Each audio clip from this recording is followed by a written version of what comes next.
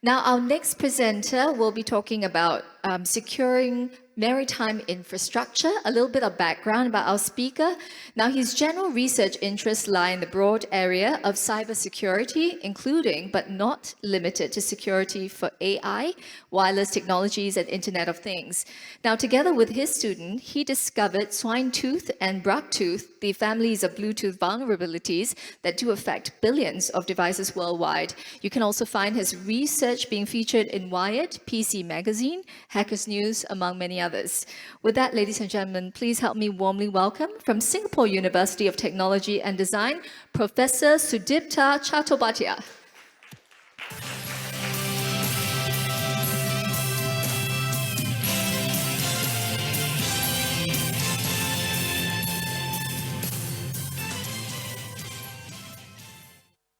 Thank you very much for the introduction. So Terence and Lionel have given very good overview about the practitioner's point. I'm an academic, and I will try to outline how academic and practitioner can work towards this effort together. So we have seen that the cyber attacks in maritime sector have increased by a significant margin in the last few years. So cyber attacks that we are talking about in the maritime sector is no longer just a theory. So it's actually real and it's concrete. So we have an urgent need to protect our maritime infrastructure from cyber attacks. We at Singapore University of Technology and Design work together with industry as well as many agencies to develop security solution for different critical infrastructure sector, including maritime.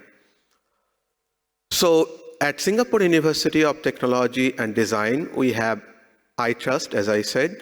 It's a national satellite of excellence for securing and cybersecurity research for critical infrastructure. We have built a 10 years roadmap for cybersecurity research focusing on the maritime sector. Broadly, we have 3 different phases of this research. In phase 1, which we have already completed, we have developed a detailed and comprehensive guideline for cyber risk management study in maritime and focusing on shipboard operation technology system. In phase 2, what we will be working on is to develop a maritime shipboard OT test bed, which will focus on cybersecurity research, training professionals, developing new educational programs, as well as validating technologies that would be developed for securing our maritime sector. In phase 3, we would focus on new techniques for discovering vulnerabilities in shipboard OT system, as well as developing research programs for developing security solution on shipboard OT system for maritime infrastructure. So let's first zoom into phase 1 about the cyber risk management study that we had developed earlier this year and released it to public. Why do we need such a comprehensive guideline? So there are some guidelines, and you can find them mostly for policymakers, decision makers. However, there was a lack of guideline in Singapore, which can be used by port authorities as well as ship owners. Towards this angle, we have developed the cyber risk management guideline, and we have released it.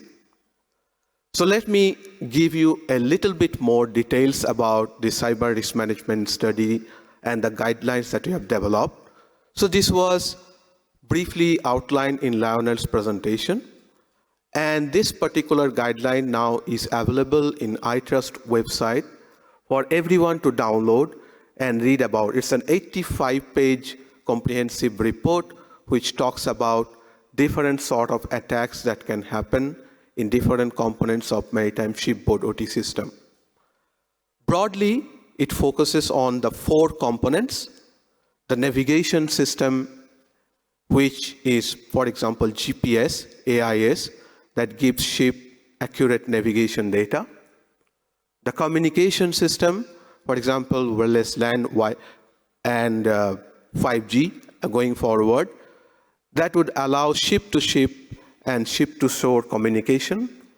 The cargo management system that allows tracking of different cargoes. The propulsion control system, electric power control system, which allow different vessel operation. Now, there are these operations, but as we know, many of these operations are fully or partially controlled by computer. And we know that this computer can be attacked or hacked by some external entity, as well as by if there is some insider threat.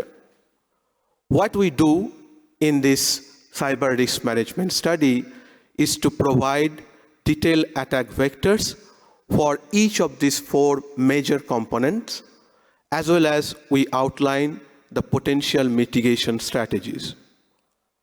Additionally, we also talk about the level of severity for each threat, and we also talk about the likelihood of threat. So I certainly encourage all of you to take a look at this guide and see how this can be adopted by the ship owners. We have also organized 4 different webinars talking about and detailing about this cyber risk management. And finally, also alluding a little bit about our testbed that's going to be developed. This testbed, as we discussed, is going to be in our phase 2 for cybersecurity research in maritime. This brings us to our phase 2 and the testbed. So again, why do we need another testbed? So there are so many different types of OT testbed, but do we really have one for cybersecurity research in maritime? The answer is we don't have.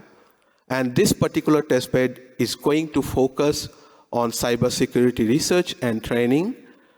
Our plan now is to release the initial deliverable by end of 2023.